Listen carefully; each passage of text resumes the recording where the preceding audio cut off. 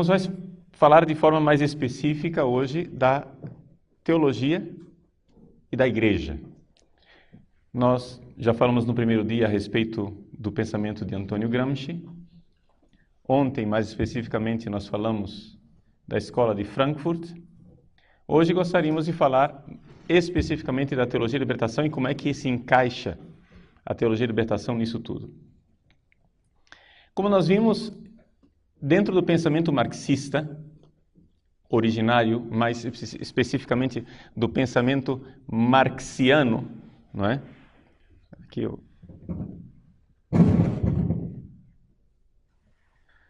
do pensamento marxiano, a religião e a teologia fazem parte da chamada superestrutura.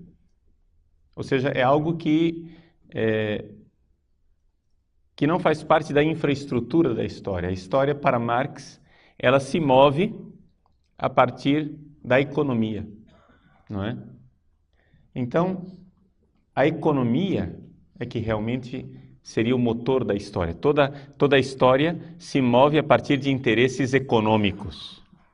E a luta de classes se dá a partir disto. Portanto, a religião seria um fenômeno patológico, periférico, não importante. O que acontece é que o pensamento revolucionário, depois de Marx, começou a notar a importância da superestrutura, a importância da cultura. E é por isso que, de alguma forma, para alguns analistas, o marxismo cultural seria, no fundo, uma espécie de marxismo heterodoxo. Por quê? Porque dá excessiva importância para a cultura, quando para Marx o importante era o econômico. Vejam, eu acho que, isso aqui já é minha opinião, cuidado quando eu dou as minhas opiniões, né? Então, eu sempre brinco com os meus alunos, eu digo, atenção, cuidado, é minha opinião, né? Então, não se trata nada de muito seguro. Na minha opinião, eu acho que ficarmos debatendo se o pensamento mais originário de Marx seria a importância da infraestrutura ou a importância da superestrutura, é, na verdade, um debate inútil, porque na realidade, para Marx não existe uma verdade. E para os marxistas não existe uma verdade. O que existe é uma praxis. Portanto, o que existe é uma irracionalidade que é o substrato de tudo, não é? Ou como um pensador marxista grego que militou na França, Cornelius Castoriadis. Castoriadis trata toda esta realidade como sendo um magma, ou seja, é um vulcão, é uma força que está lá debaixo da terra, não é? Uma espécie de magma vulcânico. E esta irracionalidade é que é o verdadeiro motor da história. Essa realidade irracional. De tal forma que a tentativa de teorizarmos tudo isso e controlarmos o pensamento marxista revolucionário dentro de uma teoria coerente, lógica e consequente, seria, no fundo, algo contraditório em si mesmo. Existe uma irracionalidade que é o fundamento de tudo na história, e então a racionalidade teria como fundamento a irracionalidade. Portanto, cobrar coerência lógica é ainda estarmos dentro dos parâmetros racionais aristotélicos, dentro dos parâmetros racionais de uma lógica que, para Marx, seria fundamentalmente uma lógica burguesa. Então, enfim, como entra a religião nisso tudo? A religião foi considerada originalmente por Marx como ópio do povo. Depois, pelo stalinismo, leninismo, se tentou abolir a religião. Mas a escola de Frankfurt, juntamente com Antônio Gramsci, ou o contrário, Antônio Gramsci juntamente com a escola de Frankfurt, descobriram que, fundamentalmente, cultura é exteriorização. Na realidade, a religião seria a cultura, segundo a escola de Frankfurt, a cultura na realidade é religião exteriorizada. Ou seja, de alguma forma, a visão, todos nós temos uma visão religiosa do mundo. E a cultura seria a exteriorização desta visão de mundo. Ou seja, o homem produz cultura porque o homem fundamentalmente é religioso. Agora, a pergunta é se esta religião, não é, é uma religião verdadeira ou uma religião alienante. Aqui é que entra, digamos, a abordagem da teologia da libertação. O que seria a teologia da libertação? A teologia da libertação é a imanentização da religião cristã e de qualquer religião, diga-se de passagem. Ou seja, não sei se vocês têm acompanhado o pensamento de Hans Küng nos últimos tempos.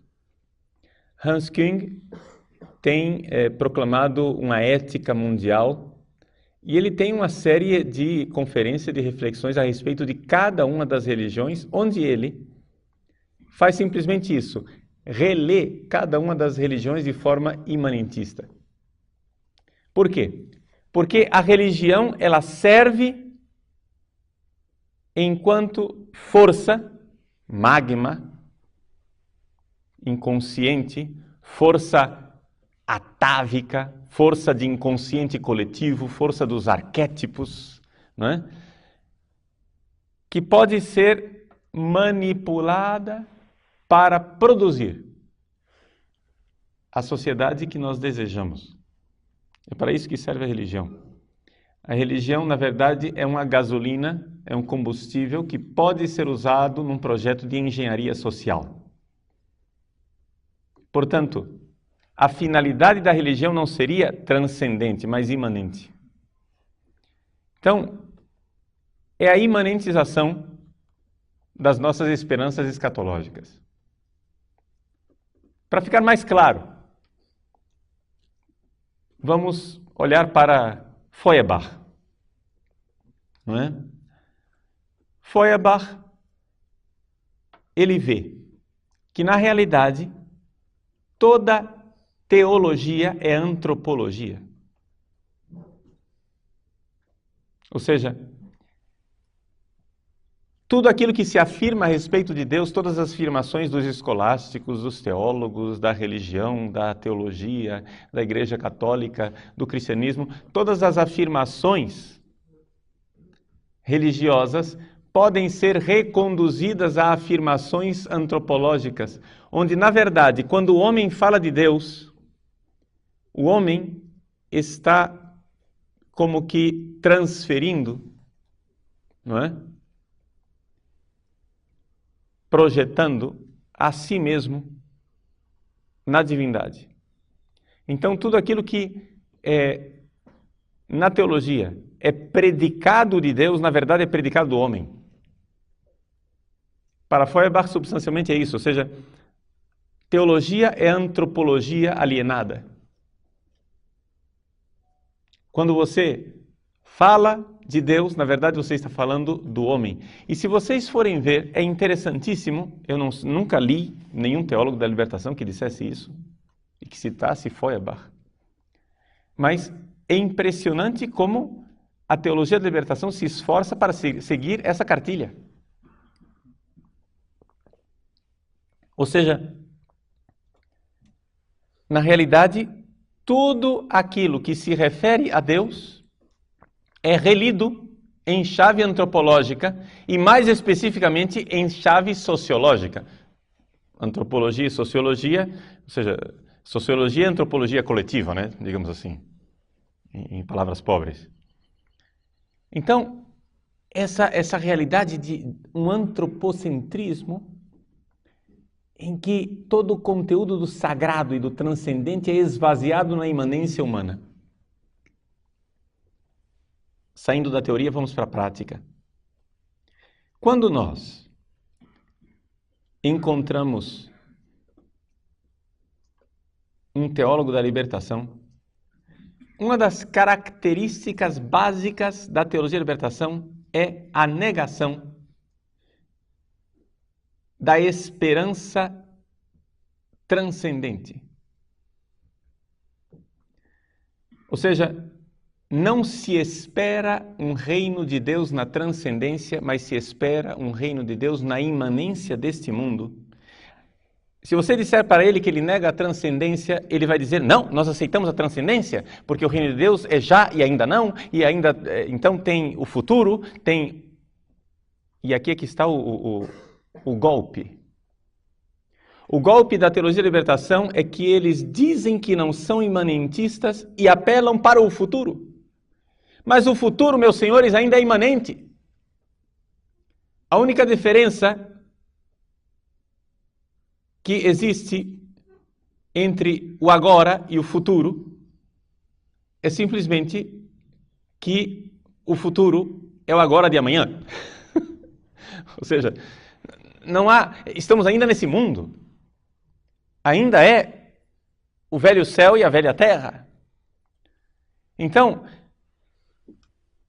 existe, na verdade, um imanentismo fraco no marxismo.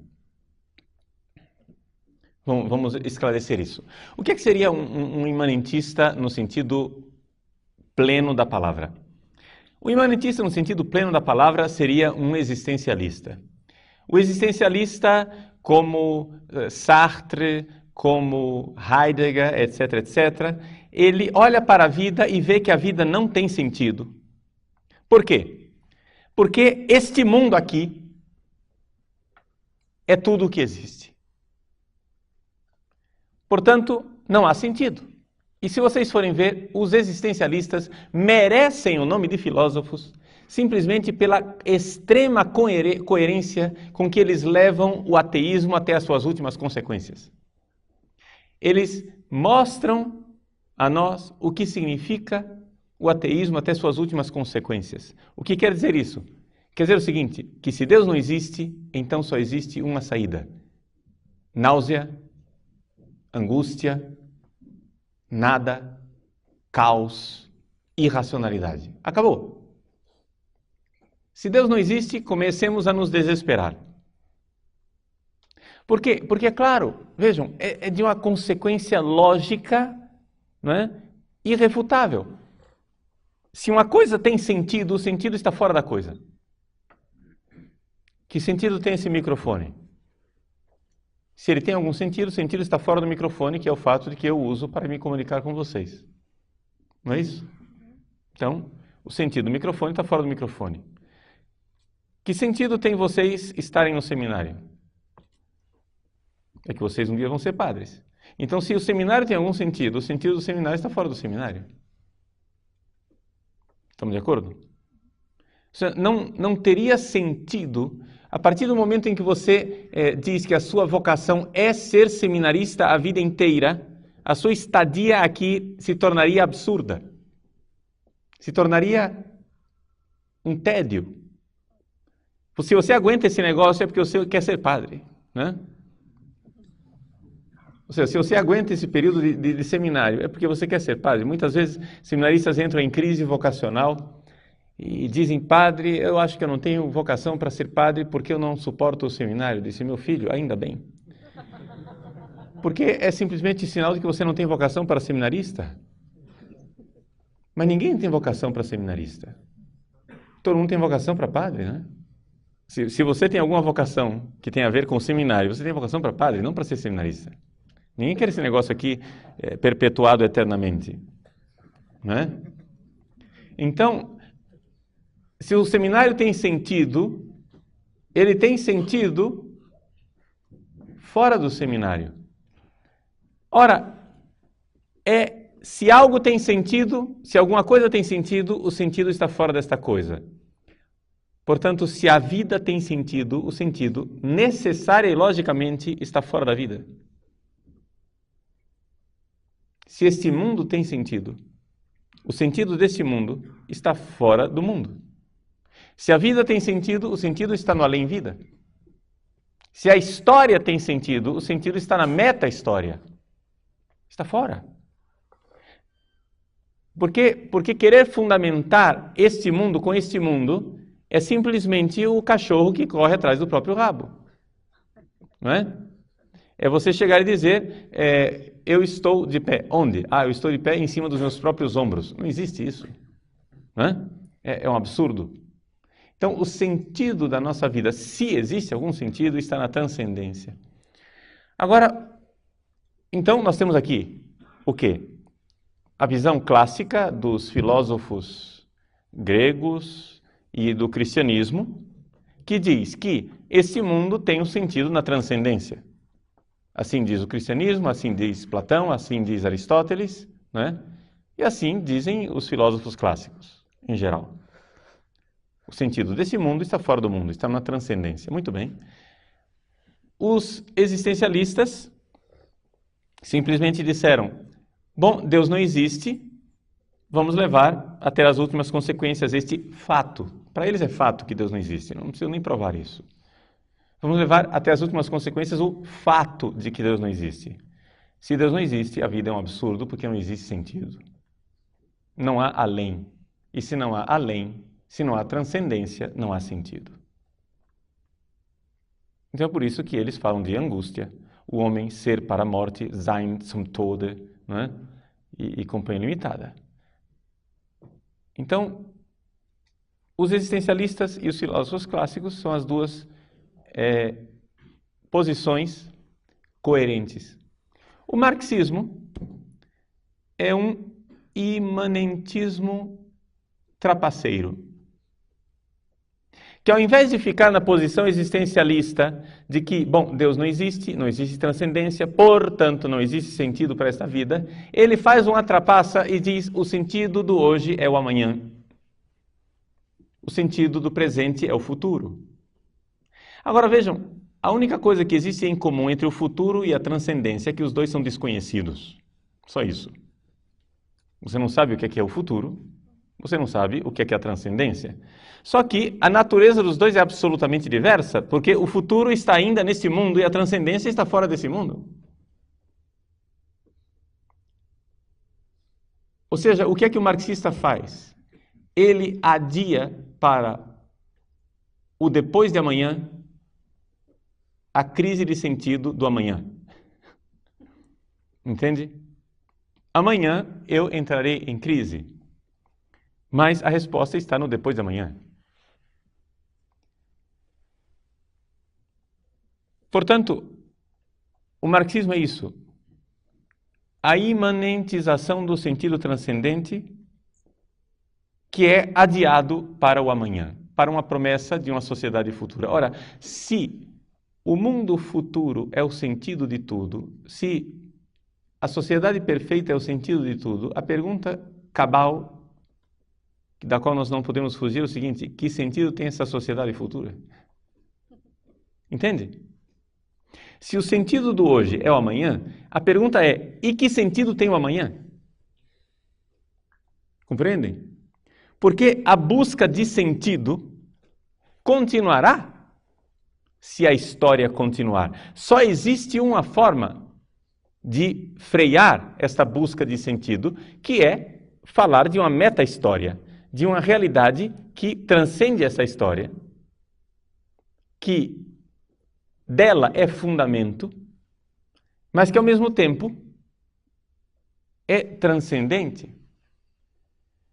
Então, a teologia da libertação, ela é a aplicação religiosa deste, digamos assim, dogma marxista. Qual é o sentido da igreja hoje? O sentido da igreja hoje é uma igreja do amanhã. E essa igreja do amanhã recebe um apelido, Reino de Deus. Ora, para nós, o sentido da igreja hoje é o reino dos céus. Compreende? Não é um reino do amanhã, é um reino dos céus. Ou seja, quando se manifestar o reino de Deus, o reino de Deus não irá simplesmente elevar, não é? O último momento da história, mas toda a história será elevada. Toda a história encontrará o seu sentido.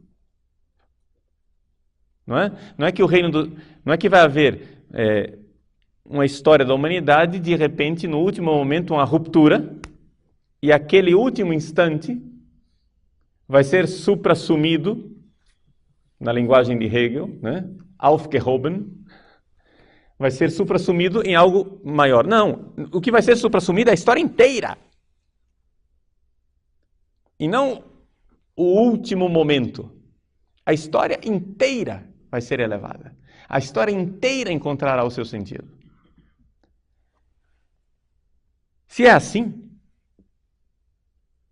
o reino dos céus não é o reino do amanhã. É o reino do além. É o reino transcendente. É o reino da eternidade. E a eternidade veio e rompeu na história. A eternidade irrompeu dentro da história humana e se fez carne. Aqui nós temos o paradoxo do cristianismo, onde o transcendente, o sentido de tudo, o logos, a palavra logos pode ser traduzida como palavra, mas pode ser traduzida também como sentido, né? Quando você diz que uma coisa não tem sentido, você diz que ela não tem lógica, ela não tem logos, né? Isso não tem lógica, não tem sentido, não tem logos. Muito bem. O paradoxo do cristianismo é que o logos, o sentido de tudo, que por definição para os gregos era algo transcendente, inalcançável e inatingível, o logos transcendente se fez imanente, se encarnou e veio aqui na história. Esse é o que é paradoxo cristão. E porque ele veio e visitou a história, o logos cristão tornou-se, não é? Porque ele armou sua tenda entre nós, ele tornou-se alcançável, tangível. Aquilo que não era inatingível tornou-se aqui. Então, aqui nós temos um paradoxo. E aqui, o esforço teológico é a tentativa, porque todo esforço teológico é sempre bastante limitado. O esforço teológico é a tentativa de explicar como isto, que é aparentemente contraditório, na verdade é profundamente lógico, é de uma lógica que transcende a nossa capacidade de pensar, mas que a gente consegue enxergar algo, não é? Ou seja, o cristianismo tem, desde o início, um compromisso com a racionalidade, que é a teologia. A teologia é um fenômeno eminentemente cristão. nós não podemos falar exatamente de teologia fora do cristianismo, né? As religiões pagãs não têm exatamente teologia. Por quê? Porque a teologia, no dizer de Joseph Ratzinger, a teologia se dá no encontro da razão grega com a revelação cristã. Então, é fides querens intellectum, ou seja, é uma fé, é a revelação, aceita pela fé, que porém procura a intelecção, procura o fato de que isto que me foi revelado pela fé não contradiz a minha racionalidade, mas ao contrário, aperfeiçoa a minha racionalidade. O que não quer dizer que a minha razão consiga manipular a verdade. A verdade é sempre superior a nós. A verdade é sempre algo muito maior do que a razão humana. Embora a verdade seja perfeitamente racional, mas de uma racionalidade superior à nossa. Que não contradiz nossa racionalidade, mas que a aperfeiçoa. Vejam, por que eu estou dizendo tudo isso? Eu estou dizendo isso porque vocês compreendem que se a teologia é, por si mesma, uma tentativa racional de reflexão, é um compromisso da razão que tenta conciliar os paradoxos e as aparentes contradições da fé, é evidente que não pode haver teologia se você não crê que existe uma verdade. Se você acha que é tudo irracionalidade, se você, como os marxistas, acha que não existe uma verdade, é tudo irracionalidade, e que a razão nasce enquanto uma reflexão postiça, sobreposta ao magma irracional que reina, então isso não é exatamente teologia. O que eles têm é ideologia. Ou seja, não há teologia da libertação. O que existe é ideologia da libertação. Ou seja, a ideologia é, por sua própria definição, uma série de ideias e de reflexões para justificar uma série de interesses de classe, uma série de interesses sociais, uma série de interesses de engenharia social. Então a teologia da libertação é, na verdade, não somente nós dizemos isto dela, mas se ela for coerente até o fundo, ela mesma dirá de si que ela é, na verdade, uma ideologia a serviço de uma engenharia social. É isto que é a teologia da libertação. E é por isso que os teólogos tradicionais têm uma dificuldade imensa de compreender a forma de pensar de um teólogo da libertação. Por quê? Nós que fomos formados numa lógica escolástica, aristotélico, tomista, etc., etc., ficamos toda hora indignados e acusando os marxistas de incoerência. Mas isso é incoerência lógica, isso é uma falácia. O silogismo não decorre, as premissas estão mal fundamentadas, etc., etc. E a gente fica colocando a coisa dentro da nossa lógica. Mas o problema é o seguinte, a lógica que eles seguem não é esta. A coisa é outra. Quando Antônio Gramsci, nos seus cadernos do cárcere, se pôs a estudar Maquiavel, ele estava expressando exatamente aquilo que é a lógica revolucionária. A lógica revolucionária é o seguinte: bom é aquilo que ajuda a revolução, mal é aquilo que atrapalha a revolução. É simples. As pessoas ficam acusando de incoerência. Por exemplo, um teólogo da libertação, não é? Vê um seminarista, um padre de batina, e o acusa de estar dentro daquela batina escondendo o homossexualismo.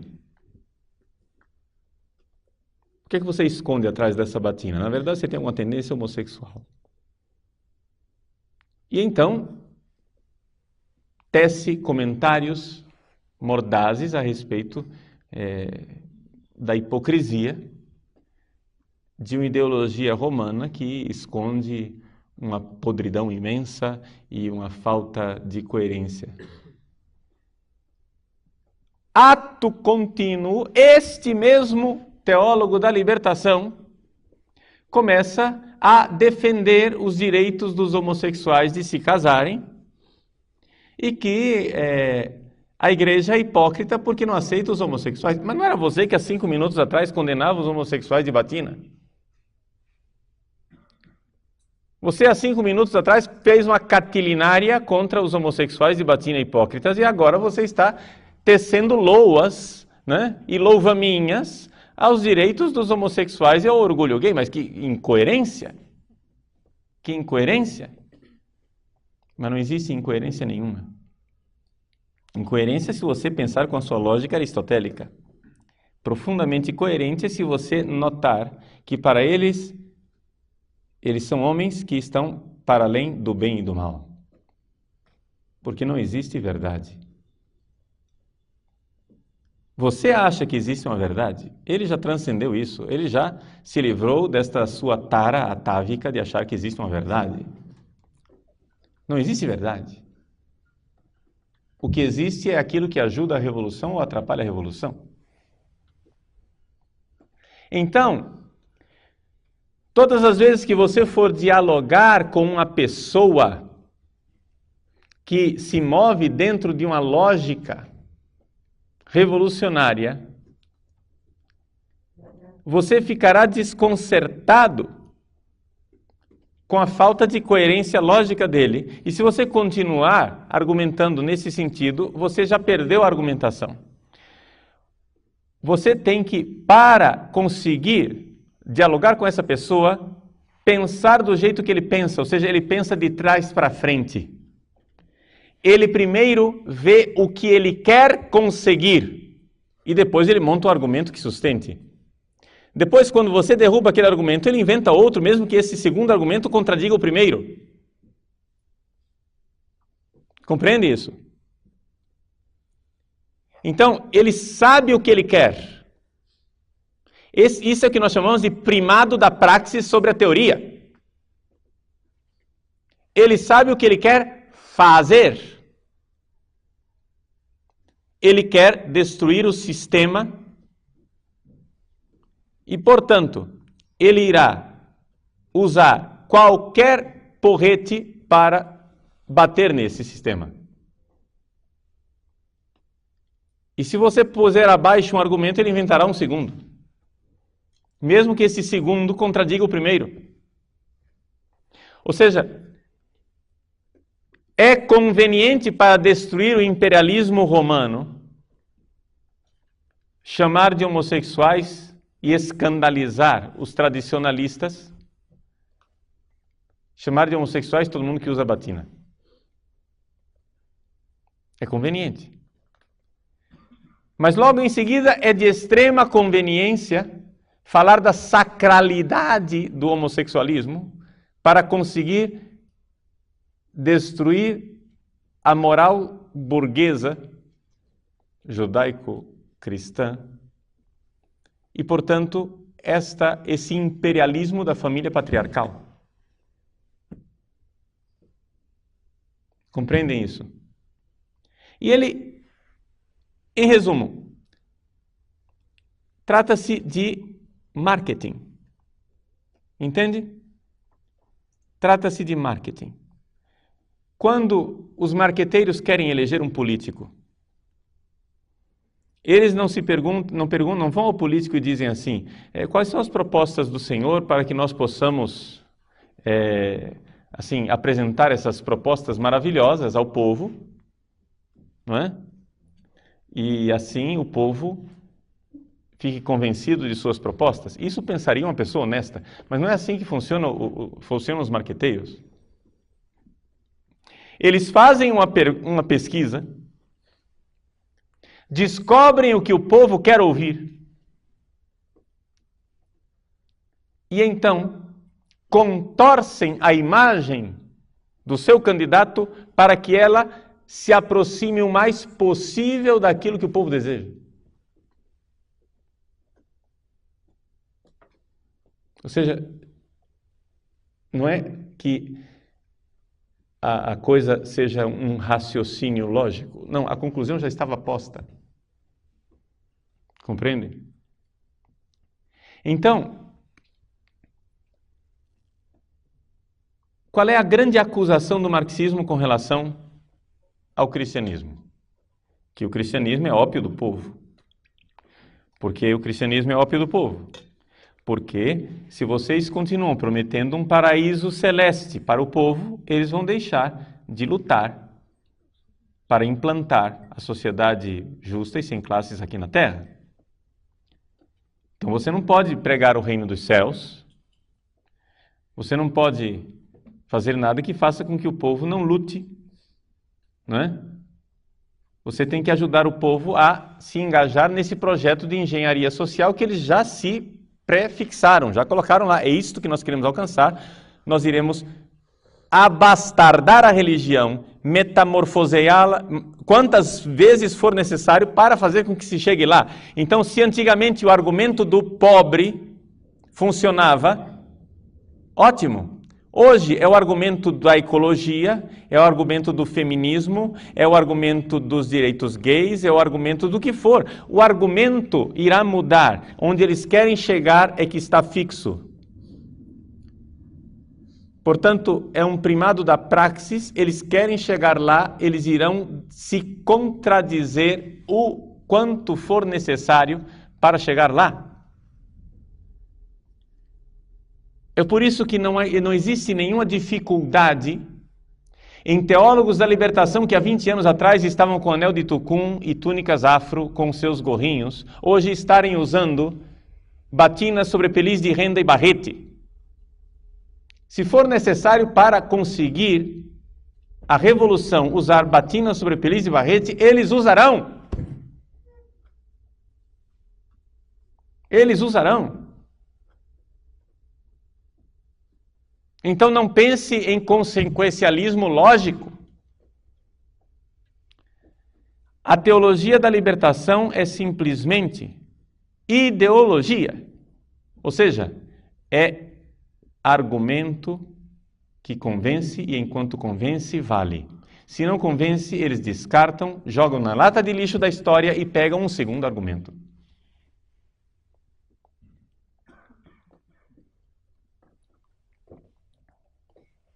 Teologia da libertação é teologia a serviço do partido. É aqui que está a realidade. Por isso, se você, ao entrar num debate com um teólogo da libertação, entrar dentro do debate dialético, platônico, aristotélico, tomista, escolástico, clássico, você perdeu. Por quê? Porque dentro dos diálogos platônicos, dentro da dialética clássica, não tem nada a ver aqui com a dialética hegeliana, ou seja, tem a ver, mas não tem a ver, ou seja, estou falando aqui em sentido de diálogo de busca da verdade, né? Diálogo acadêmico. Quando você se põe nesse diálogo que busca a verdade, a dialética clássica supõe que as pessoas em debate têm boa vontade e estão buscando a verdade. Ponto. Esse pressuposto não existe num debate com um revolucionário. O revolucionário não está buscando a verdade porque ele não crê que exista a verdade. E, portanto, ele não vai procurar sinceramente uma verdade, porque para ele não existe sinceridade. Ou seja, toda razão é, na verdade, ilusão. Ou seja, lembremos-nos de Paul Ricoeur, que nos fala dos 3 maître à suspicion, dos 3 mestres da suspeita. Nietzsche, Marx e Freud. Para eles, para esses mestres da suspeita, o que é a razão? Para Nietzsche, a razão é ilusão. Para Freud, é racionalização, mecanismo de defesa. E para Marx, é ideologia. Ou seja, nenhum deles crê na verdade. Nenhum deles crê que a razão possa conhecer a verdade. Para esses senhores, o ser humano é um animal defeituoso. É um animal que tem uma coisa chamada razão. A razão é um defeito que nos impede de estar em contato com o mundo real. O mundo real é o mundo da luta pelo poder, é o mundo do darwinismo, é o mundo da lei do mais forte, é o mundo da luta de classes, é o mundo da libido sexual agressiva, é o mundo do Übermensch, do supra-homem, do supra-humano, do homem que se livrou da racionalidade e da divindade e que agora vive a realidade ictônica, tenebrosa, irracional, satânica, digamos assim, para usar uma linguagem cristã que eles não usam, a realidade satânica do que é tenebroso, do irracional, do ilógico. Este é o mundo real. Essa realidade luminosa, apolínea, solar, não é? Da razão é simples ilusão. O mundo é subterrâneo, o mundo é magma, o mundo é lá embaixo, é vulcânico.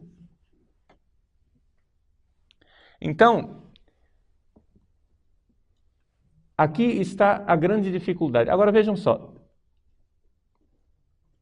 Estes senhores tentaram acabar com a igreja, mais de uma vez. Levaram as igrejas, os católicos e os ortodoxos para os gulag russos e etc. Fizeram a guerra civil espanhola e mataram sei lá quantos milhares de cristãos. Tentaram fazer revoluções e acabar com os cristãos. Só que eles notaram que não estava funcionando, porque nada disso conseguia tirar o povo da alienação religiosa. E então, eles fizeram o plano B. O que é o plano B? O plano B é o seguinte: você não consegue vencê-los, junte-se a eles, infiltrando-se e mudando a religião desde dentro. Ou seja, o que nós estamos assistindo dentro da Igreja Católica, a teologia da libertação é um projeto de engenharia social dentro de uma parte da sociedade chamada Igreja, em que desde dentro, eles infiltrados desde dentro, conseguem fazer com que a Igreja mude a sua própria natureza. E isto com a ajuda de tantas outras coisas e de tanta gente que nem pensava em ajudar nisso. Por exemplo, quando vocês pegam um teólogo como Karl Rahner não é da teologia da libertação. Mas a abordagem antropológica de Rahner serve, tudo serve. Por quê? Porque Rahner, com sua influência kantiana, não é? Rahner transforma a religião naquilo que eles creem que é a religião, ou seja, numa realidade mental. Por quê? Porque Rahner começa a mostrar que Rahner estuda Kant, vê que existem categorias, transcendentais na mente humana, e Rand então analisa e vê que existe um transcendental sobrenatural. Ou seja, a religião, ao invés de ser algo na história, é um evento, é um acontecimento histórico, a religião é algo aqui, na minha mente, na minha cabeça. Então, tudo isso serve. Eles vão usar tudo isso. O que é que não será absolutamente aceito pela teologia da libertação? É o cristianismo como acontecimento.